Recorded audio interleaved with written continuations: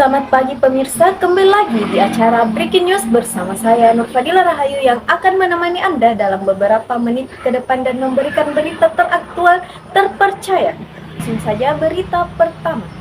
Pemerintah menyusun rencana perubahan kurikulum pendidikan, fokus pada pengembangan keterampilan abad ke-21. Pemerintah telah mengumumkan rencana untuk melakukan perubahan besar dalam kurikulum pendidikan nasional dengan fokus pada pengembangan keterampilan yang relevan dengan tuntutan era abad ke-21. Menteri Pendidikan dalam konferensi pers menyatakan bahwa tujuan utama dari perubahan ini adalah untuk mempersiapkan generasi muda dengan keterampilan yang dibutuhkan untuk menghadapi tantangan global dan teknologi yang terus berkembang. Rencana perubahan kurikulum ini akan menekankan pengembangan keterampilan seperti literasi digital, kreativitas, pemecahan masalah, keterampilan berpikir kritis, kolaborasi, dan kecakapan interpersonal. Kurikulum baru juga akan memberikan lebih banyak penekanan pada pengalaman praktis, proyek berbasis tim, dan pembelajaran berbasis tantangan.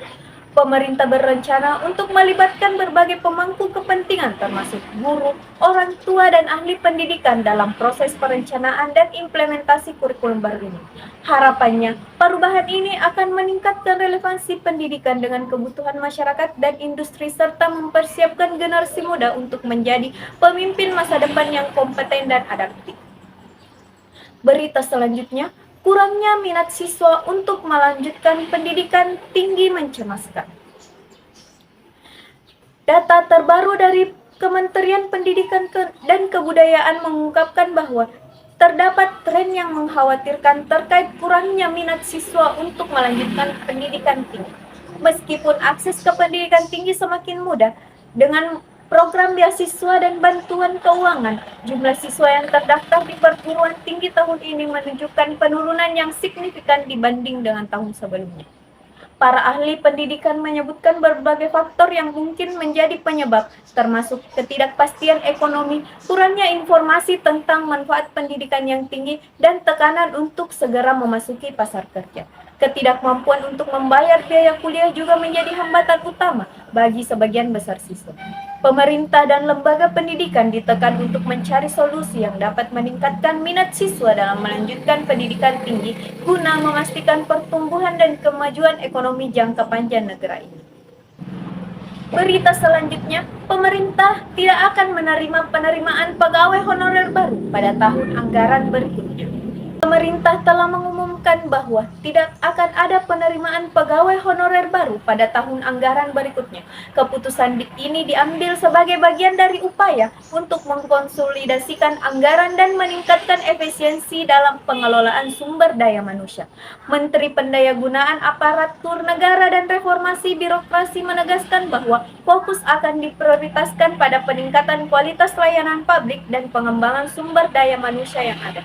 Meskipun demikian, pemerintah berjanji akan terus memperhatikan kondisi para pegawai honorer yang sudah ada dan memberikan dukungan yang diperlukan untuk meningkatkan kesejahteraan mereka. Keputusan ini diambil memicu beragam tanggapan dari berbagai pihak dengan beberapa mendukung langkah pemerintah untuk mengendalikan pengeluaran, sementara yang lain mengkhawatirkan dampaknya terhadap ketenagakerjaan dan pelayanan publik. Berita selanjutnya, keresahan masyarakat terhadap maraknya pergaulan bebas anak-anak. Pergaulan bebas di kalangan anak-anak menjadi perhatian serius bagi masyarakat setempat. Dalam beberapa bulan terakhir, laporan tentang perilaku tidak terpuji di antara remaja dan anak-anak semakin meningkat, memicu kekhawatiran terhadap masa depan generasi muda.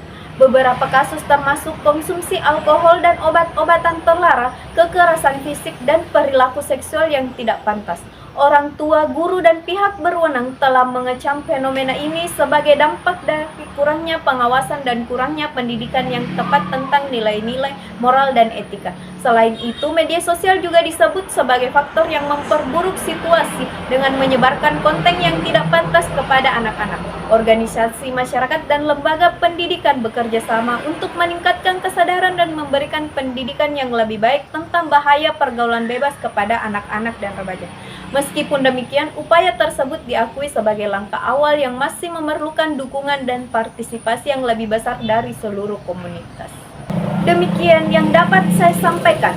Saya Nur Fadila Rahayu pamit undur diri. Selamat pagi.